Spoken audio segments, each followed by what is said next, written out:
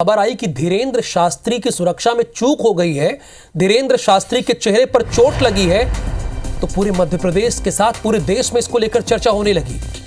क्योंकि धीरेन्द्र शास्त्री छतरपुर से हिंदू एकता के लिए एक पद यात्रा कर रहे हैं। तकरीबन 130 किलोमीटर की यह पद यात्रा है जो छतरपुर से शुरू होकर ओरछा पर खत्म होगी और अभी बीच में है मऊ रानीपुर, जो कि उत्तर प्रदेश में आता है। यहां पर किसी ने गलती से मोबाइल फेंक दिया फूल फेंकते समय और ये धीरेन्द्र शास्त्री के चेहरे से टकरा गया। उसके बाद धीरेन्द्र शास्त्री ने इस बात का जिक्र भी किया कि किसी ने हम पर हमला किया हुआ है, हमारे लोगों के लिए इतना सह सकता हूं। उसके बाद उन्होंने ये कहा यूपी की मऊ रानीपुर में सुरक्षा में चूक हुई है, ये तो कह सकते हैं, इसमें कोई दो राय नहीं है। चूंकि धीरेन्द्र कृष्ण शास्त्री अभी 4 लेयर की सुरक्षा में है। वाई कैटेगरी की सुरक्षा तो खुद उन्हें प्राप्त है। उनकी team Uttar Pradesh police, MP police के साथ साथ जो बागेश्वर धाम के सुरक्षा कर्मी हैं उनकी भी एक टीम है। कोई हमला नहीं हुआ, वो बेचारे ने फेंक दिया, फूल फेंक रहा था, मोबाइल गिर गया, थोड़ा सा लगा, होता रहता है। हमारे लोग इतना कष्ट पा लेते हैं, हम स्वस्थ हैं, थोड़ा मोड़ा चलता रहता है। हमारे लोग बागेश्वर धाम के लोग इतना कष्ट पा रहे तो थोड़ा मोड़ा चले। देखिए, अब धीरेन्द्र शास्त्री अपने दो बयान, इसके पहले आपने देखा उन्होंने कहा कि हमला हुआ है, लेकिन अब वो क्लियर कह रहे हैं, जैसे उनको पता चला होगा अपने सुरक्षा कर्मियों से, तो अब वो कह रहे हैं कि कोई हमला नहीं हुआ है, हमारे लोग थे। उन्होंने इस बात का जिक्र किया, आपने वो शब्द भी सुना।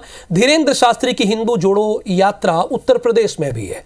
IBC24 की टीम भी अपने दर्शकों को यात्रा की पल पल अपडेट देने के लिए यात्रा के साथ चल रही है। यात्रा के दरमियान मऊ रानीपुर उत्तर प्रदेश में पंडित धीरेन्द्र शास्त्री ने हिंदू राष्ट्र और बांग्लादेश में अल्पसंख्यकों पर हो रहे अत्याचारों की खुलकर बात की। हमारे संवाददाता नासिर गौरी से क्या कुछ कहा धीरेन्द्र कृष्ण शास्त्री ने, वो सुनाते हैं आपको। बागेश्वर महाराज की जो यात्रा है उसका 6वां दिन है और आप देख सकते हैं कि बड़े उत्साह के साथ में सुबह से निकले हुए हैं। और आज जैसा कि उन्होंने एक संबोधन दिया, संबोधन को लेकर सबसे पहले आज संविधान दिवस और संबोधन भी आपका खास रहा है आज का। आज के दिवस ही मुंबई का 26/11 हमला हुआ था, आतंकी हमला हुआ था, मनहूस दिन था, लेकिन आज के दिन ही संविधान दिवस मनाया जाता है। इसी वार्ता के साथ आज की यह 6म दिवस की पदयात्रा सनातन हिंदू एकता पदयात्रा प्रारंभ हुई है। आज आपने एक नया संदेश भी दिया, जाति पाति को लेकर एक नया संदेश, नई लाइन दी है। क्या बात ना होई कोई जो हरि का हमने ऐसा कहा है, जात पात पूछे नहीं कोई, हरि को भजे सो हरि को होई। हम सबको अब हरि जन बनना है, प्रभु का परिवार का सदस्य बनना है, वैष्णव बनना है। तो जिस तरह अभी हमने देखा कि बांग्लादेश में एक जो हिंदू प्रचारक हैं उनके ऊपर हमला किया गया, पुजारियों के ऊपर हमला किया गया बांग्लादेश में। अभी देखिए, इस एकता यात्रा की गूंज विदेशों तक है, विदेशों में भी इसकी पहल है और ये धीरे धीरे राष्ट्रव्यापी अंतर्राष्ट्रीय व्यापी होगी। समय का इंतजार करें और इस यात्रा से अगर ये सफल होती है भगवत कृपा से। हिंदू राष्ट्र कितना जरूरी है, क्योंकि बार बार हम देख रहे हैं जाति पात के साथ आप हिंदू राष्ट्र की भी बात कर रहे हैं। हिंदू राष्ट्र होना बेहद जरूरी है। पाकिस्तान इस्लामिक राष्ट्र, बांग्लादेश इस्लामिक हो गया। इन लोगों ने अपना देश अपने धर्म के हिसाब से घोषित कर दिया। हम सबको लेकर चलने वाले उदारवादी संस्कृति के लोग हैं, जिसका सब में समन्वय है। एक राष्ट्र हिंदू राष्ट्र भी होना चाहिए।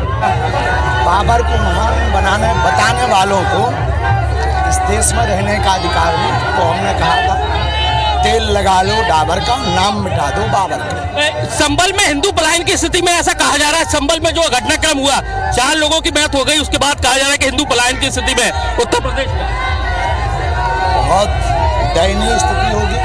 वहाँ के हिंदूवादी लोगों को इस पर कार्य करना चाहिए और आगे आना चाहिए। हिंसा के लिए प्रोत्साहित नहीं होना चाहिए, ना हिंसा करनी है, ना दंगा करना है। लेकिन अपनी कम्युनिटी की रक्षा के लिए उनको कुछ ना कुछ वहाँ जरूर करना चाहिए। तो कई बड़ी बातें उन्होंने कही है और उसको लेकर हमने बातचीत की और उसके बाद उन्होंने ये कहा कि ये देश अब धीरे धीरे परिवर्तन की ओर है, यानी कि हिंदू राष्ट्र बनने की ओर है। कैमरामैन राजकुमार कुशवाहा के साथ नासिर गौरी, IBC 24, मऊ रानीपुर।